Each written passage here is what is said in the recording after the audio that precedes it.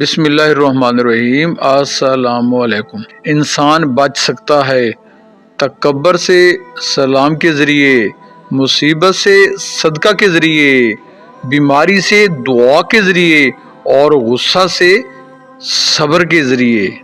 تہجد کے بعد، اگر تہجد کے بعد سورہ یاسین پڑھ کے دعا مانگی جائے تو وہ دعا بھی انشاءاللہ قبول ہوگی، کیونکہ ایسے 3 دل ملتے ہیں، یعنی رات کا دل، قرآن مجید کا دل اور انسان کا دل۔ بے شک 3 دلوں کا ملانا قبولیت کا سبب بنتا ہے۔ بسم اللہ الرحمن الرحیم۔ لا الہ الا انت سبحانک انی کنت من الظالمین۔ الہی تیرے سوا کوئی معبود نہیں، تو پاک ہے، بے شک میں ظالموں میں ہو گیا۔ سورۃ الانبیاء آیت مبارک 87۔